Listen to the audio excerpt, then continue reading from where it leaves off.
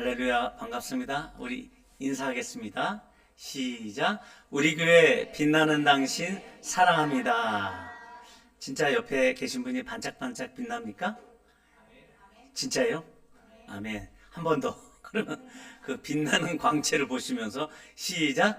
우리 교회 빛나는 당신 사랑합니다. 아멘. 예, 그 영혼을 볼 수 있는 분들은 밝게 빛남을 발견하셨을 거라 믿습니다. 아멘. 갑자기 봤는데 그 속에 어둠이 보인다. 그러면 보는 사람이 마귀예요. 예, 우리는 빛 가운데 있는 줄 믿습니다. 예, 오늘 말씀의 배경은 아시죠?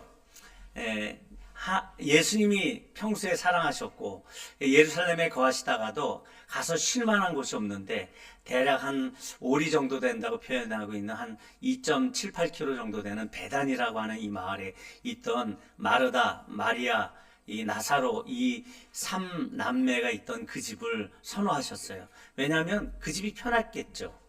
그들이 예수님을 편하게 해줬을 거고 그들을 사랑하셨다 이렇게 표현하고 있습니다. 그리고 나사로가 죽었을 때 예수님께서 일부러 나흘 동안이나 안 가세요. 왜? 그의 죽음은 하나님의 영광을 위한 것이다 라고 하셔서 오늘 본문 다음에는 무덤에서 나사로를 큰 소리로 불러서 깨우시는 그러한 역사가 있게 됩니다. 예, 죽었던 나사로, 예수님이 사랑하시는 그 나사로, 우리 친구 나사로를 깨우러 가자 이렇게 얘기하시면서 친구라고 하셨던 그 나사로.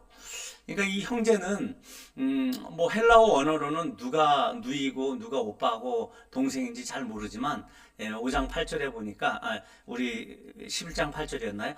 그 마르다, 마리아, 나사로 이 순서로 돼 있어서 동생이었을 것으로 추측을 합니다. 죽은 동생을 위해서 슬피 울고 있는 이 마르다와 마리아를 향해서 이제 예수님께서 가신 거죠. 그래서 이들에게 오시니까 우는 거예요, 오늘처럼. 그러면서 주님께서 그 우는 모습을 보시면서 비통해 여기시기도 하고 불쌍히 여기셨다 이 얘기를 하고 있죠. 근데 오늘 이 37절 보니까 맹인의 눈을 뜨게 한 이 사람이 그 사람은 죽지 않게 할 수 없더냐. 저는 이 본문 이 구절이 오늘 본문의 핵심 구절이다 이렇게 생각을 해보았습니다. 왜냐하면 이 구절 안에는 사람들의 하나님을 향한 약간의 원망 내지 어떤 그 소원 이런 것들이 지금 함축되어 있기 때문에 그렇습니다. 그 사람은 죽지 않게 할 수 없었더냐? 나면서부터 맹인도 그렇게 맹인이었던 그 사람도 눈을 뜨게 했는데 어찌 죽지 않게 할 수 없었더냐? 좀 일찍 왔었으면 좀 살릴 수 있었을 텐데 이런 아쉬움이 있는 거죠. 하지만 이 말 안에는 인류가 궁극적으로 얻고자 하는 모든 내용들이 들어가 있는 것입니다. 인류는 죽지 않기를 원한다는 거죠. 설사 죽는 것을 인정할지라도 조금이라도 더 살 수 있기를 원한다는 것입니다. 그러니까 지금도 건강기능식품 사업 망할 이유가 없습니다. 사람들은 계속 먹어야 돼요. 건강을 위해서. 다이어트를 하는 이유도 물론 이제 미적인 어떤 것을 추구하기 위해서 먹을 수도 있겠지만 살이 찐다는 것은 건강을 해친다라는 것을 우리가 잘 인식하고 있기 때문에 건강하자 하는 마음은 조금 더 이 세상에서 오래 살고자 하는 우리의 무의식 가운데서 나오는 자연스러운 우리의 소원이라는 거죠. 그리고 대부분의 사람들이 어려서 죽거나 젊어서 죽는 그런 사람들에 대해서 더 애석해하고 아쉬워하는 경우가 있습니다. 왜 그렇죠? 좀 더 일찍 죽거나 또 늙어서 수명을 다하고 죽거나 한 번 죽는 거 일반 아닌가요? 왜 그렇습니까? 왜 그것이 더 슬픔을 주고 아쉬움을 주는 것이죠? 그만큼 인생이라고 하는 우리에게 주어진 이 시간 속에서 죽음이라는 것이 일찍 찾아온다는 거 그건 누구든지 좋지 않게 여긴다라는 것을 얘기하는 겁니다. 인류는 이처럼 죽지 않기를 원하면서도 한편으로는 인간 죽음의 책임을 하나님께 지금 돌린다는 점에서 인간들의 뻔뻔함이 드러나고 있습니다. 오늘 37절에도 맹인의 눈을 뜨게 한 사람이 이 사람이 그 사람은 죽지 않게 할 수 없었더냐? 라고 이렇게 나사로의 죽음을 예수님의 책임인 것처럼 이렇게 말하고 있는 이 사람들의 모습, 이건 구제불능이죠. 이게 바로 오늘날의 사람들의 모습과도 같다라는 것입니다. 아니, 우리가 죽게 된 것이 왜 예수님의 탓이에요? 하나님의 탓입니까? 다 우리 죄 때문에 그런 거 아니에요? 오늘 본문에서 예수님의 눈물과 사람들의 울음이라는 이 단어들이 등장을 합니다. 그 이유는 바로 이 죽음이라고 하는 이 주제를 드러내고자 한다라고 저는 이렇게 이해했습니다. 네, 오늘 이 본문이 죽음에 대한 주제를 좀 드러내고 있구나, 이런 생각을 해요. 왜냐하면 그 다음에 부활이 있잖아요. 그 다음 이 본문의 내용들이 부활에 대한 얘기를 하기 때문에 우리가 부활의 소망과 그 부활의 기쁨을 정말 만끽하기 위해서는 죽음이 과연 어떤 것인가, 이것을 우리가 깊이 생각해 봐야 됩니다. 이 죽음에 대한 깊이 있는 이해가 없다면 다음 본문에서 일어나게 될 부활 사건에 대한 그 충분한 간격이 있지 않습니다. 사람들의 눈물과 예수님의 눈물, 그 눈물의 질에 있어서는 질적인 차이가 있다라는 것을 오늘 우리가 발견해야 될 것입니다. 사람들은 죽음 때문에 울고 있어요. 또 그리고 예수님께서는 그들이 그 어떤 것에 대해서 그들의 어떤 태도에 대해서 비통히 여기고 계시다, 이런 표현을 하고 있거든요. 그 다음에 불쌍히 여기신다, 이런 단어들이 나열되는 그 과정들을 볼 수 있습니다. 그 과정에서 우리가 그것을 유심히 관찰하기 시작한다면 뭔가 드러나는 것을 발견할 거예요. 예수님께서는 그 비통의 하심, 이것은 이제 헬라어 원어로는 거기에 대해서 분내하셨다라는 표현인데, 그들의 믿음이 없음을 분내하셨다, 이렇게 해석하는 학자들도 있지만, 저는 전체적인 이 분위기를 봤을 때 예수님은 이 죽음의 권세, 이 죽음이라고 하는 이것에 대해서 지금 분내하시고 비통해 하신다, 이런 마음을 가지셨다라는 거죠. 사람들은 죽었습니다. 이 죽음에 대해서 예수님은 비통해 하시는 거죠. 그리고 사람들이 죽고 울고 있습니다. 그런데 그 예수님의 이 울음은 사랑하는 동생을 잃은 마리아의 슬픔에 대해서 불쌍히 여기시는 그 울음이다라는 것이죠. 그렇게 예수님의 이 비통함과 눈물은 그렇게 어울리는 겁니다. 이처럼 인간들은 왜 죽어야 하며, 그리고 왜 그것 때문에 우는가?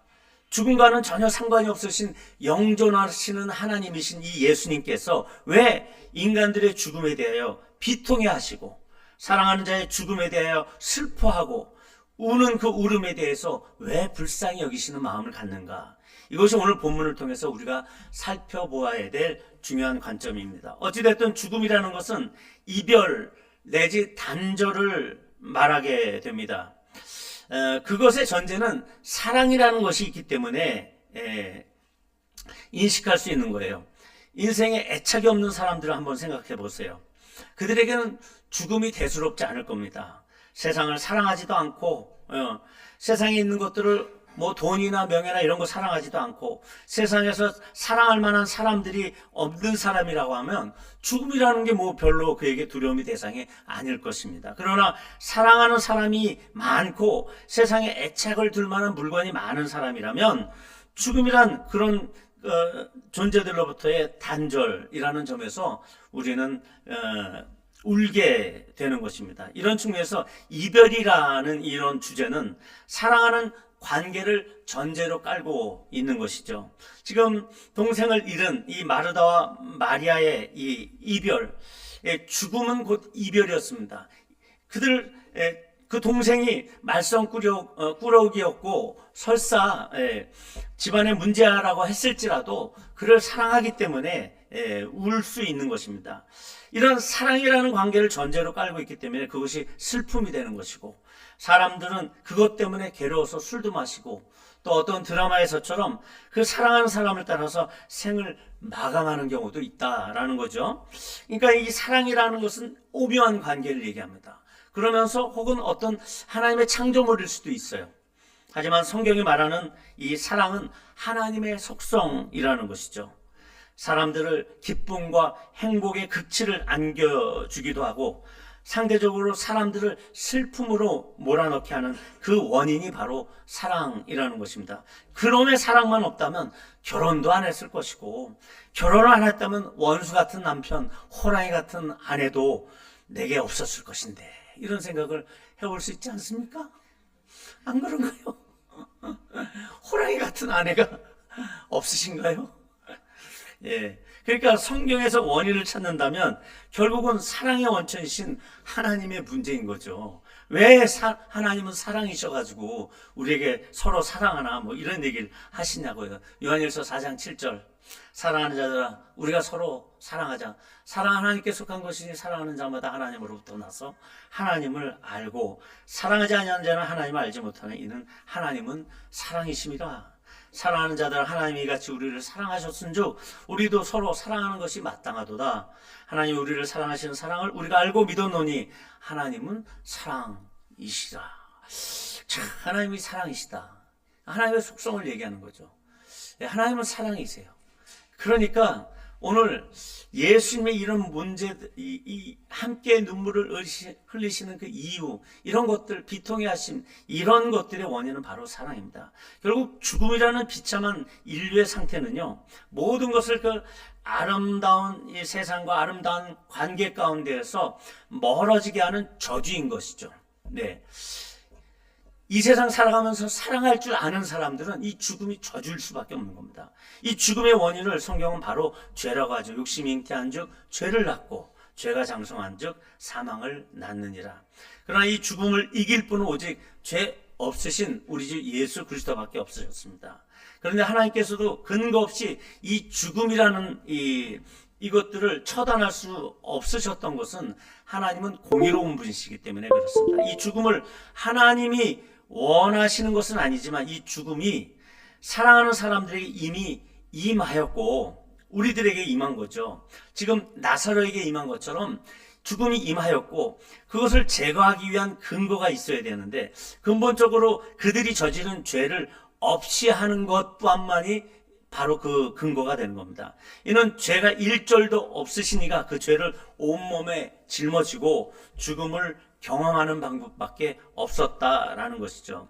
이는 자신이 만드신 법에 스스로 구속되심으로 인해서 그 벌을 받는 지경이 됐다라는 것을 얘기합니다. 피 흘림이 없은즉 죄사함도 없느니라. 이 법을 만들어 놓으시고 이 율법의 이 구조를 만들어 놓으시고 본인이 그 법에 구속이 되어져서 죽게 되는 그 상황이 된 겁니다. 이런 지경을 스스로 만들기 위해서 결국 하나님께서는 율법을 만드셨다라는 것이죠. 바울 사도는 얘기합니다. 율법이 만들어진 이유는 표면적으로는 죄가 심히 죄되도록 하나님께서 율법을 만드신 것이다. 아, 이게 바로 죄로구나. 이걸 사람들이 심히 깨달아서 느끼고 두렵고 떨림으로 죄를 짓지 않도록 그렇게 거룩하게 살도록 만든 것이다. 이것이 이 죄의 표면적인 목적이라고 우리가 알고 있습니다. 하지만 그것보다 더 큰 의미가 있다고 저는 생각을 하는 거죠. 그것은 율법의 이 제정은 스스로를 죽음으로 몰아넣기 위한 하나님의 계획이셨다라는 것입니다. 자기의 사랑하는 아들을 죽음으로 몰아넣기 위해서 의도적으로 변개하지 못할 그 법을 미리 만드신 것, 이것이 바로 율법이라는 것입니다. 우리가 익히 알던 대로 이스라엘 민족들이 이 율법을 잘 지켜서 선택받은 선민이 되어가지고 온 민족에게 율법을 선포하고 가르치는 제사장 나라가 되도록 하나님께서 그렇게 그들이 승리하도록 기대하셨다라는 것을 알고 있습니다. 하지만 과연 진정으로 그것이 이루어질 것이다 라고 하나님이 확신하셨을까요? 저는 절대 그렇게 생각 안 합니다. 기대는 하셨을지 몰라도 하나님은 사람의 신부를 그 신부, 그 마음을 감찰하시는 분이시고 그 이스라엘 사람들의 속성을 이미 속속들이 알고 계셨기 때문에 그 율법이 그들 속에서 제대로 역할을 발휘할 수 없을 것이다 라는 것을 아셨을 것이다 라고 저는 추측을 합니다. 그렇다면 율법을 제정하신 그 진짜 그 기능은 무엇입니까? 왜 그랬을까요? 그것은 스스로 자기를 죽음으로 몰아넣으시려는 그 책략으로 만든 것이다 라고 보여집니다. 결국은 율법은 사람을 위해서 존재하는 것이 아니라 그리스도 한 분을 위해서 존재하는 것이었습니다. 그분을 죽이시고 아들의 파멸을 통해서 또 다른 자기의 자녀들을 영원한 관계 안으로 부르시려는, 그러니까 장기나 바둑을 보면 몇 수십 수를 앞서가시는 고차원적인 하나님의 디자인, 이것이 바로 율법이었다라는 것이죠. 우리는 그것을 알아야 되는 것입니다. 이것이 에베소서의 말씀에서 말하는 하나님의 사랑의 깊이와 넓이와 높이라고 할 수 있습니다. 너희 모든 성도와 함께 지식에 넘치는 그리스도의 사랑을 알고 그 너비와 길이와 높이와 깊이가 어떠함을 깨달아 하나님의 모든 충만하신 것으로 너에게 충만하게 하시기를 구하노라. 하나님께서 그 사랑의 길이와 높이와 너비와 깊이를 알고 우리를 사랑하신 그 사랑의 이러한 것들을 알고 우리에게 이 모든 사랑이 충만하게 있기를 구하신다. 이렇게 바울이 얘기하고 있습니다. 고린도전서 15장의 이야기를 한번 볼까요? 우리 함께 좀 읽어보시죠. 고린도전서 시작.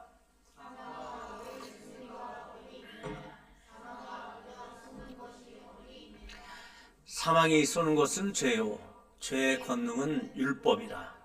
우리 주 예수 그리스도로 말미암아 우리에게 승리를 주시는 하나님께 감사하노니 그러므로 내 사랑하는 형제들아 견실하며 흔들리지 말고 항상 주의 일에 더욱 힘쓰는 자들이 되라. 이는 너희 수고가 주 안에서 헛되지 않은 줄 알미라. 아멘. 제가 설교를 하다 보면 의도적으로 쓰는 게 아닌데 가끔 성도님들이 부담이 되겠다라고 할 정도의 그렇게 설교문이 작성이 될 때가 있습니다. 헌신하라, 봉사하라, 교회에서 함께 지체들과 봉사하라 이런 내용들을 말할 때가 있습니다. 오늘 바울 사도도 이런 얘기를 하잖아요. 주의 일에 더욱 힘쓰는 자들이 되라. 너희 수고가 주 안에서 헛되지 않는 줄 압니다. 근데 이 이야기에 전에 뭘 얘기하냐면 사망아 내가 쏘는 게 뭐냐? 네, 그 사망의 권세가 다 쪼개졌다라고 합니다.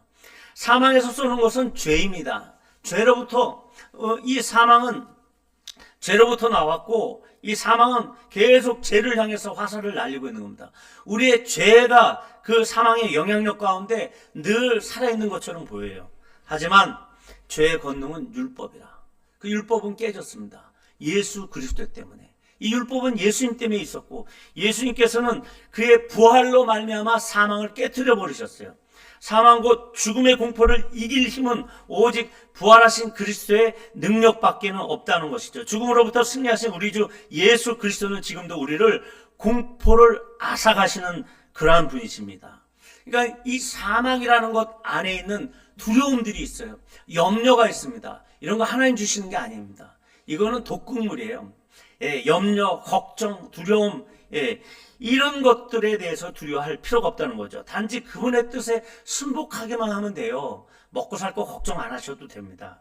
이것이 승리의 비결이거든요. 오직 그분의 능력 안에서 모든 염려가 사라지고 헛된 노력에서 구원을 받고 또 온전하고 참된 행복과 기쁨을 맛보게 되는 것, 이것이야말로 인생의 참 승리가 아니겠습니까? 우리에게 주어진 영생은 미래에 누리는 것이 아닙니다. 그런 막연한 것이 아니에요. 믿음이 있는 모든 자들이 오늘이라고 하는 이 그 삶의 현장에서 충분히 누리고 승리케 하는 삶, 그 현재를 말하는 것이 바로 영생입니다. 영생은 미래의 것이 아니에요. 오늘의 것이다라는 것이, 이것이 진정한 우리를 향하신 하나님의 사랑에 대한 반응, 그것이 바로 봉사입니다. 승리한 사람들이 어떻게 먹고 사는 문제 때문에 교회 봉사를 게을리할 수 있습니까? 그렇지 않아요. 교회 봉사하다 보면요, 삶의 활력을 얻습니다. 교회 봉사하다 보면 삶이 더 복스럽게 돼요. 이상하게 일이 잘 돼요. 이건 저희가 경험했던 거기 때문에 말씀드릴 수 있어요. 근데 이것을 단지 부담감으로 갖는 분들이 있어요. 그렇지 않습니다. 이건 여러분들을 위해서 하는 얘기예요. 이거는 주님의 뜻이기 때문에 제 입에서 나오는 것이다. 저는 그렇게 생각합니다. 이것이 진정한 우리를 향하신 하나님의 사랑에 대한 반응이라는 거죠. 이 하나님의 사랑을 제대로 이해하지 못한다면 연인이나 부부간의 사랑도 그저 육신적인 일에 끝나는 겁니다. 정신적 위로로 끝나는 거예요. 부부관계가 정신적 위로를 주는 관계로만 끝난다. 이것은 하나님이 원하시는 게 아니죠. 자식에 대한 사랑도 마찬가지죠. 애착이나 혹은 돌봄, 이런 것들을 사랑이라고 생각한다면 그건 하나님의 사랑을 모르는 것입니다. 제가 초두에 그 죽음과는 전혀 상관없으신 영존하신 하나님께서, 그 예수님께서 왜 인간들의 죽음에 대해서 비통해 하시고 사랑하는 자의 죽음에 대해서 슬퍼하고 우는 그 울음에 대해서 불쌍히 여기시는가에 대해서 오늘 본문의 관점이다라고 말씀드렸습니다. 그래서 우리 주님이 은밀하신 사랑으로 우리를 사랑하신다라는 것으로 결론을 맺고 싶습니다. 우리가 이 하나님의 사랑을 이해한다면 죽음이라는 온 인류의 문제도 쉽게 극복하게 된다는 것이죠. 진정한 하나님의 사랑은 오늘 예수님처럼 눈물로 함께하는 겁니다. 동시에 죽음과 공포라고는 이 비극적 삶에 대해서 분노하는 거예요. 비통해하는 겁니다. 우리는 우리의 죽음 앞에서의 어떤 그 행동들, 우리가 먹고 살려고 하는 그 행동들 앞에서 굴복하는 그 모습에 비통해해야 한다라는 것입니다. 또한 우리의 가족과 이웃과 그들의 죽음과 그들의 염려 앞에서 굴복하는 모습에 대해서도 함께 비통해야 한다라는 것이죠. 주님 없이 부활 없이 죽어가야 하는 그들에 대해서 그 영원한 죽음에 대해서 비통할 줄 알아야 한다라는 것입니다. 그러려면 우는 자들과 함께 우려야 하는 것이죠. 로마서 12장 즐거워하는 자들과 함께 즐거워하고 우는 자들과 함께 올라 서로 마음을 같이하며 높은 데 마음을 두지 말고 오히려 낮은 데 처하며 스스로 지혜 있는 채 하지 말라. 부활하신 주님이 지금 내 곁에 계시는데 뭐를 두려워해야 할 것입니까? 주님의 위로가 있는데 우리가 왜 울어야 합니까?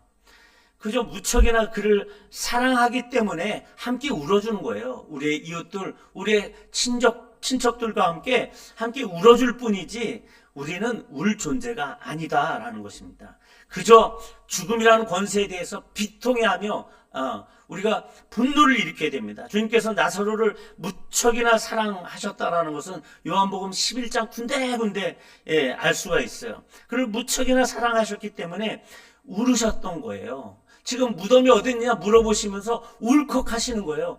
그 죽음 가운데 있어야 되는 이 사랑하던 자 나사로가 있는 것에 대해서 울컥하신 것입니다. 이 사랑하는 마르다 마리아가 우니까 그것에 대해서 함께 울고 계시는 거죠. 이제 우리도 무척 사랑하고 함께 울고 웃어야 하는 그런 관계가 돼야 할 것입니다. 이렇게 우리의 신앙의 동료들과 이웃들과 함께 울고 웃을 수 있다면 모든 사람의 두려움이 될 대상, 그 죽음이라는 존재, 그 속에 숨어있는 또 다른 수많은 염려나 두려움, 이런 것들은 이제 하나도 문제가 되지 않게 될 것입니다.